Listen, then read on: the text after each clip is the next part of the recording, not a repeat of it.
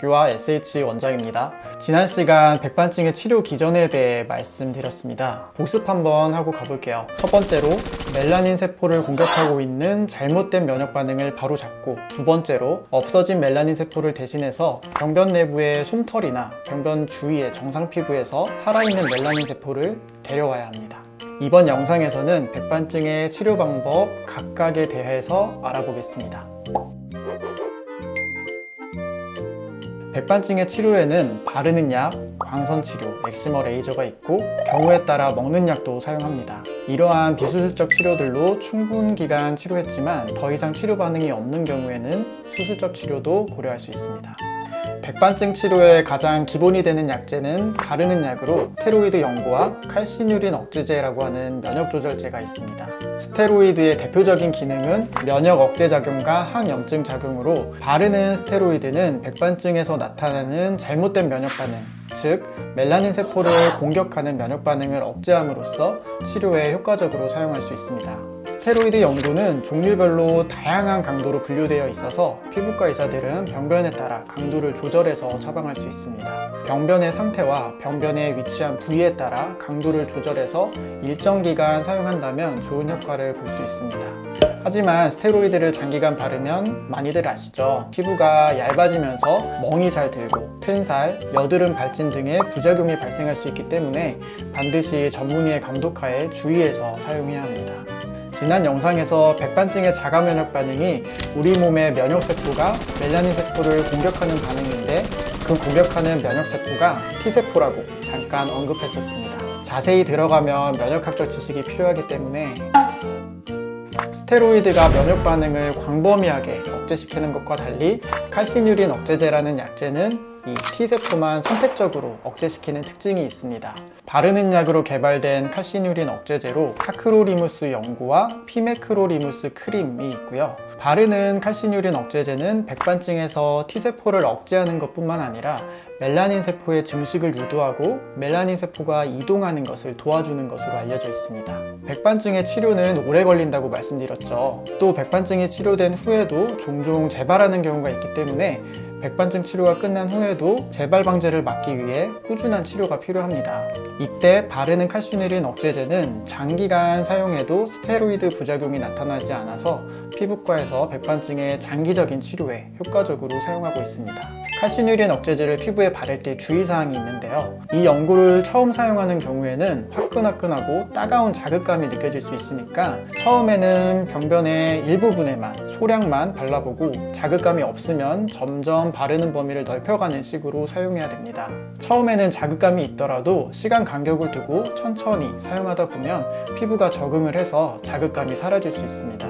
그리고 눈 주위에 바를 경우 눈에 들어가지 않았더라도 눈이 시리고 눈이 충혈되거나 눈물이 나는 등의 자극 증상이 있을 수가 있어서 가급적으로 눈 주위는 피해서 바르셔야 합니다. 백반증 병변이 작은 경우에는 이렇게 연고 사용만으로도 좋아지기도 하는데요. 하지만 병변이 넓을 경우에는 바르는 약만으로는 치료에 한계가 있어서 다음으로 설명드릴 광선 치료나 엑시머 치료를 같이 하면서 치료 효과를 높일 수 있습니다. 광선 치료와 엑시머 레이저는 바르는 약과 더불어 백반증 치료의 메인이 되는 치료입니다. 광선 치료는 과도하게 활성화된 피부의 면역 반응을 적절한 균형을 맞추도록 조절하는 효과가 있어서 다양한 피부 질환의 치료에 사용되고 있고, 백반증에서도 피부의 자가 면역 반응을 억제해서 백반증의 진행을 멈추고 안정화시키는 유용한 치료법입니다. 또한 광선 치료는 멜라닌 세포의 이동, 증식을 촉진하는 작용을 해서 백반증 병변의 색소가 올라오도록 유도하는 치료 효과도 있습니다. 광선 치료는 2-3일 간격을 두고 일주일에 2번씩 최소 6개월 이상 치료가 필요합니다. 특히 치료 시작 3개월에서 6개월 사이에 효과가 좋으니까 치료 초기에 집중적인 치료가 필요한데요. 6개월 동안 치료하면서 좋아지는 게 보인다면 이어서 1년까지도 점점 좋아지는 경우가 많으니까 지속적인 치료를 권장드립니다. 이렇게 첫 1년 동안 집중적인 치료가 가장 중요한데요. 치료 2년째에도 꾸준히 좋아지는 경우도 확인할 수 있습니다. 백반증 치료를 위해 이렇게 최소 6개월에서 1년의 장기간 피부에 광선을 쪼이면 피부암 발생 가능성이 올라가지 않을까 하는 우려가 있을 수 있는데요. 최근 연구에 따르면 한국인 백반증 환자에서 장기간의 광선 치료나 엑시머 레이저 치료를 받았을 때 피부암 발생 가능성이 증가하지 않음이 확인된 바 있어 안전하게 장기간 치료받을 수 있습니다. 광선 치료는 큰 통처럼 생긴 기계 안에 들어가서 넓은 범위를 전체적으로 한 번에 치료할 수 있는 장점이 있는데요. 하지만 정상 피부에도 광선이 쪼여지면서 치료를 거듭할수록 정상 피부는 마치 선탠한 것처럼 피부색이 어두워질 수 있는 단점도 있습니다. 그리고 기계 안에서 짧게는 1, 2분, 길게는 5분 정도 서 있어야 하는데요. 이렇게 서 있기 어려운 거동이 불편한 분들이나 노인분들은 서서 치료받는데 어려울 수가 있습니다. 광선 치료와 같은 치료 기전을 가지지만 좁은 범위에 한정해서 그 부위만 치료할 수 있는 방법으로 엑시머 레이저가 있습니다. 레이저라고 해서 미용 치료에 쓰이는 레이저는 아니고요.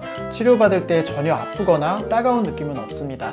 약간 따뜻한 느낌이 들고 치료 후에 일상생활에 지장은 없고요. 치료 부위에 하루 이틀 붉어지는 반응이 나타날 수는 있습니다. 엑시머 레이저는 광선 치료에 비해서 주변 정상 피부에는 불필요한 자외선을 쪼이지 않고 병변 부위에만 국한해서 치료를 할 수가 있고 보다 강한 에너지를 집중해서 조사할 수가 있어서 초기 치료 반응이 빠르게 나타나는 장점이 있습니다. 또한 폐쇄공포증이 있어 광선 치료기 안에 들어가서 치료받지 못하는 환자에게 안전하게 사용할 수 있고요. 소아나 노인, 임산부에게도 안전하게 사용할 수 있는 장점이 있습니다. 좁은 범위의 치료에는 엑시머 레이저가 유리하지만 병변이 넓을 경우 엑시머 레이저로 넓은 범위의 병변에 면역 조절 작용을 기대하기는 어렵고 넓은 면적을 일일이 레이저로 치료하는 것은 현실적으로도 제한이 있어 백반증의 범위에 따라 광선 치료와 엑시머 레이저를 선택해서 치료하게 됩니다. 백반증은 진행 정도에 따라 그에 대응해서 치료를 한다고 말씀드렸죠. 백반증 병변의 활성기, 즉 병변이 점점 번져나가는 시기에는 특히 비분절형 백반증의 경우 병변이 전신의 어디에나 번져갈 수 있기 때문에 연고를 어느 부위에 예측해서 바르거나 엑시머 레이저를 예측해서 할 수는 없습니다. 이런 경우 백반증의 진행을 멈추기 위해 전신적인 치료가 필요한데 광선 치료가 기본이 되고요. 전신 광선 치료만으로는 면역 조절 효과가 부족할 수 있어 일정 기간의 먹는 약 치료가 필요합니다.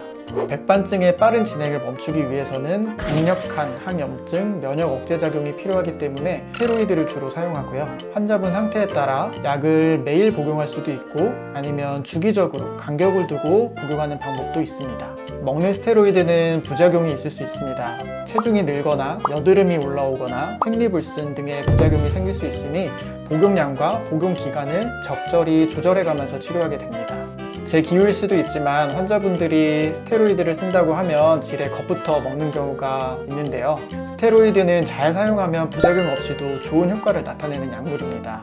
피부과 전문의는 매일 사용하는 게 스테로이드이기 때문에 누구보다 부작용 발생 가능성에 주의하고 부작용에 대처할 준비가 되어 있습니다. 전문의를 믿고 안내대로 치료받으시면 좋은 효과를 볼 수 있습니다.